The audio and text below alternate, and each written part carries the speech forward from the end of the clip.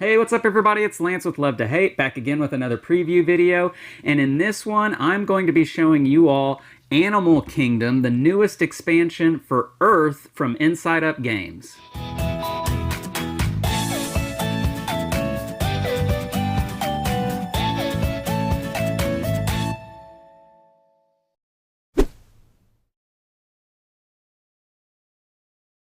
All right, so this one is currently running on crowdfunding, so you want to make sure to check out the link down below in the description of this video after you watch it to make sure to get all the details on this one before the campaign ends. Now, this is Earth from InsideUp Games, and if you're not familiar with that game, you can go ahead and click the eye in the top right corner, and it'll take you to a video that we did on this one way back when it was running on crowdfunding a number of years ago. And Earth has been a long favorite of mine since it ever came out. I have really enjoyed this one. As you can see here, got a chance to preview the Abundance expansion when that was running on crowdfunding, I believe maybe last year or so, and that has fulfilled, and all the people who backed it are now getting it and discovering how great that expansion is. Well, now we have the Animal Kingdom expansion. And as you might guess, this one introduces animals into the Earth game. If you're not familiar with Earth, Earth is a game that is about all the different things, plants and terrains and weather on planet Earth, and basically trying to use these cards to build a 4x4 tableau grid of cards. And depending on the cards that you pick, you're going to be doing different actions. This is an action selection, resource management game at its heart. Well, Animal Kingdom is going to introduce animals to that theme. And with that, you're going to have a bunch of Animeeples in this one. And those Animeeples are very cool. I'm going to show that to you here in just a second when we go down to the table. But these different Animeeples are going to give you different ways to score extra points throughout the course of the game or possibly at the end of the game. Let's go down to the table. I'll show you what comes in this Animal Kingdom expansion, how it works, and then we'll come back to the top and I'll share my thoughts on the Animal Kingdom expansion. All right, I have the components for Animal Kingdom, the newest expansion for Earth, on the table. Now, I do want to make sure you understand what you see here is prototype, so the final artwork, components, maybe even some of the rules might change once it's released from crowdfunding. What you have for components, the main thing are going to be these two things here. So let's start with the cards. You are going to have lots of new cards, and these cards are kind of tarot-sized shaped cards. They obviously run in more of the landscape format rather than the portrait format. So they're going to be like this. They're going to have some artwork, a new animal on it, and an ability out here. Now this is going to be the personal ability that you get to do if you have this card, whereas on the back side of these cards is going to be a global ability, which is going to be something that's available to all of the players at the end of rounds. And we'll come back to what that means here in just a second. But they're also going to have a complexity level up here. It's either going to be 1, 2, or 3 stars. The more stars, the more complex it is to play with that particular animal. But you do have lots of different animals with the same photorealistic artwork that you are familiar with when it comes to the base game of Earth. But yeah, you've got lots of animals, capybaras, wild turkeys, reindeer, some animals that you're familiar with and others that maybe you're not so familiar with, but they all are going to have their own special ability. They are also going to have their own Animeeples. So this is going to be the other major component to the game, and as you can see, there's lots of different ones that come in different shapes and sizes. They are all going to be painted, and yeah, so and some animals are going to give you multiple Animeeples to work with, while others are just going to give you the one. And their size is respective to the shape and size of the animal itself. So as you can see, the elephant is much larger than, say, that one might be a gopher, maybe? I'm not sure. But anyhow, yeah, so you've got lots of Animeeples to play with this game. Now, it does also come with some extra sprout cubes and the canopy tops and the different colors. But if you already have the base game and maybe the Abundance expansion, I don't know how necessary it is to have this, but it's nice that they include it. Now, this is not a part of the expansion. I bring this out here to explain what the rules, the leaf tokens, that is. This foam core insert is part of the insert for Earth from Folded Space, and I did do a video on that insert. If you'd like to check that out, you can click the eye in the top right corner, as it is a color insert and it matches with the components. But I wanted to bring this out here when we talk about the rules, which we're going to do right now. So what this adds as far as rules for the game, you, as part of setup, you're going to shuffle this deck out, and you are going to have one selected for the global ability. And again, this is going to be an ability that players are going to get to do at the end of every round. And so, for instance, with the South African Oryx, the global ability here is that from up to 2 Sunshine Flora, you may remove 1 sprout each. Place removed sprout on your terrain, and you'll get 2 points for every sprout on your board at the end of the game. And so that's another way for you to get points if you wanted to do this global ability, and that would be done in player turn order at the end of every round. If you don't have the requirements to be able to do it, then you can't do it, so you have to kind of plan accordingly to that if you're going to do it. But it's another way for you to get points, and that's going to be the global ability. Now, everybody is going to get a number of these dealt to them, depending on how much of a degree of difficulty you want to do for the game. If you want to keep it simple, you just deal 1 to every player. If you want to spice it up a little bit and give extra things to think about, then you can deal 2 to every player, and you get to basically play with both of those throughout the course of the game. Now, what these are going to do for you, they are going to give you extra things to think about. Now, some of them will just have you keep the Animeeple and place it on one of your cards in your 4x4 grid, and it's not really going to move or do like any movement throughout the course of the game. It's just going to sit there and look pretty. But it is going to give you ways to earn points, while others are going to be moving throughout your 4x4 grid. And let's talk about that, because some will just simply move a number of times, but only on certain cards in your grid. So you want to make sure that you have those kind of cards, such as the Mountain Goat here. It says move up to 2 times, but only on that type of terrain. And so you have to make sure you have that. And when you do, you get to basically do the effect that's on it. If you don't move it up to that number of times, then you can't do the effect on the card. So you have to be very mindful about what is on the card to satisfy that. Here's another example. The Jaguar moved to a flora with an animal in its name.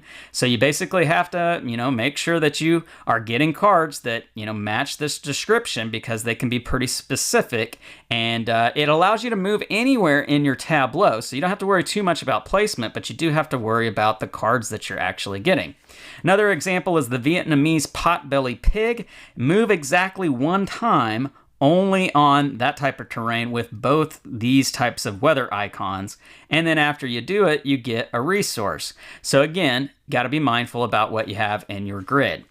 Now, here is a different type of example. The Eurasian hoopie, or hoopo, or however you pronounce that, move to a flora with a geographic term in its name anywhere in your grid. So again, kind of thinking about what the type of cards that you are getting into your grid, and then obviously it gives you the ability to get some trunks to be able to place on your flora and the adjacent flora. So this one kind of does matter about where the cards are placed in your grid. Here's another example. The ring-tailed lemur move to a canopy or trunk anywhere in your tableau. Remove 4 sprouts from the newly occupied card, and then you also get soil, 6 soil. So that's a really nice one. Komodo dragon, move exactly 1 time. So this is one of the lower complexity ones, as you can see here. Move exactly 1 time. Doesn't matter what's around you or where the movement, how that works. You just get to move exactly 1 time, and then you get to do the ability on it. And then the white rhinoceros, move up to 1 leaf token. And so this is one of the examples where you're having to use a leaf token. Now, I did not mention that to do any of these abilities, you are having to do it whenever you use a leaf token. That's why I have these leaf tokens out here. And so whenever you're placing a leaf token on the fauna board, or if you're the person who completes your grid to get those extra points to trigger the end game, that's when you are doing these abilities. Now, you could just discard a leaf token and it's gone from the game. No way to get it back if you wanted to do your ability on your turn, but otherwise you're only getting to do them when you use a leaf token. Now, in the Abundance expansion, you could use your leaf tokens to convert them into seeds, and that will still give you the option to be able to do your animal's abilities. So pretty much anytime you use a leaf token, whether it's you're just getting rid of it to do the ability, or you're using it to do the fauna board, or doing the conversion to a seed if you're playing with the Abundance expansion, then you get to do the ability on the card. Now, the global ability ones, you're not having to get rid of your leaves to do that. You are just doing that at the end of the round if you pay the resource for what you're doing.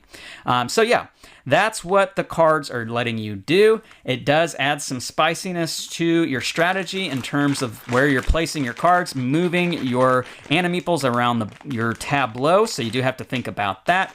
But it's a new way to get extra points, both during your turns and at the end of every round. And that's what you got here with the Animal Kingdom expansion. Let's go back up top where I'll share my thoughts on this. All right, we're back, and now I'm going to share my thoughts on Animal Kingdom. So this is a smaller expansion in terms of what it adds to the complexity of the game and setup of the game, as it doesn't really add a whole lot in those aspects to the game.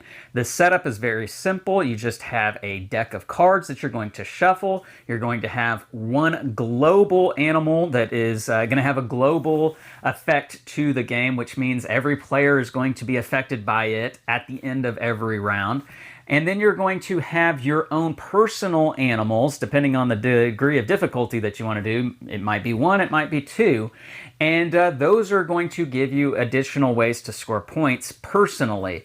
Now, as you saw in that explanation of the rules of what this does for you, each different animal has its own degree of difficulty and in complexity, so this complexity can range, but all in all, I don't feel as though that it is majorly complex. It doesn't really add a whole lot more to the game in terms of having to learn extra rules and that sort of thing. So if you're really worried about another expansion for Earth, adding it to be such a more complex, heavy-weighted game, you don't really have to worry about that too much here with Animal Kingdom, I don't think anyway. And in terms of setup, it's very simple. Just shuffle the cards. You're ready to go. So if that's a worry that you might have about this one, I don't think that's something you have to worry too much about. Let's talk about what it actually adds to the gameplay experience, though, because to me, that's the most important thing when it comes to an expansion, and whether I want to be able to just play the game as the way it is, or do I need this extra expansion to add to it. I think this one does add quite a bit to the gameplay experience, because what you're experiencing with these extra Animeeples is additional ways to score points, and this is Earth has always kind of been a point salad-y type of game, in that there are several different ways for you to be able to get points. The Abundance expansion added this idea of the leaves being exchanged for seeds, and that being something that could give you an extra, thing to think about throughout the course of the game. Well, the Animal Kingdom gives you an extra thing to think about as well, in that you are basically trying to decide if you want to trade off some of your resources to be able to do certain things with your animals throughout the course of the game. And having to move them throughout the course of your 4x4 grid is an interesting concept, because it really makes you think about where you're placing these cards in your grid, which was already something that you were already doing in Earth, because you needed to place them in a manner that lined up with how you wanted to activate your cards, because that matters in your grid. Well, now you're also having to consider, well, where can my animals go when they're traversing through my grid? And so there's another layer of thinking that you have to think about. So what I will say is that may add some AP to your gaming experience, because there's more things to have to think about.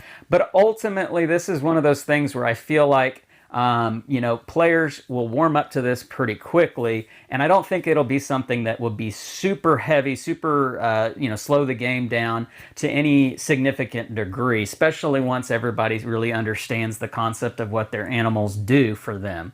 Now, if you are playing with maybe one of the more complex animals and it's your first time playing with them, and maybe if the game you're playing is, you know, super high competition level, you're playing with everybody who really understands the game, then that might, you know, pull the game out a little bit longer, but I don't know that it's super significant even at that rate. So not something that I'm too terribly concerned with, but it does add really good choices to the game.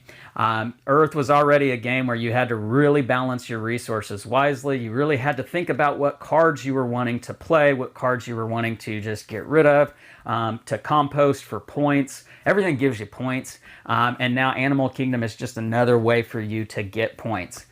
Now, let's not forget the fact that those animal meeples, the Animeeples, are really sweet looking. They add kind of a 3D presence to the game, as it's just cards, which the cards have beautiful, realistic artwork on them. But man, those Animeeples just add a nice touch with, you know, seeing them traverse around the board. They're painted, so they look really nice. This is top-notch quality component-wise that InsideUp Games did here with the Animal Kingdom expansion. So I think that's a really nice draw to it as well. I think all in all, if you like Earth, this does provide something extra, something unique, as you are really having to consider that 4x4 grid and where you're lining up your cards.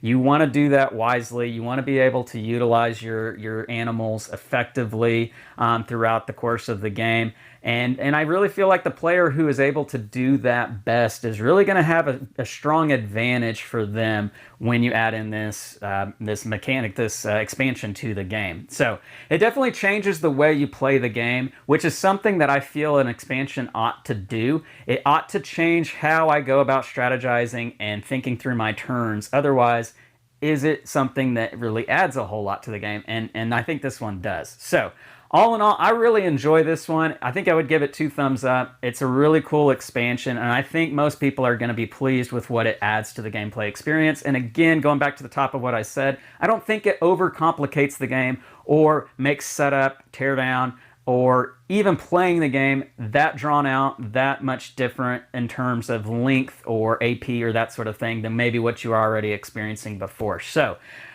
lots of pros, very few cons with this one. I highly recommend it. Again, it's running on crowdfunding right now, so you have to make sure to check out the link down below in the description of this video before that campaign is over and you miss out on it.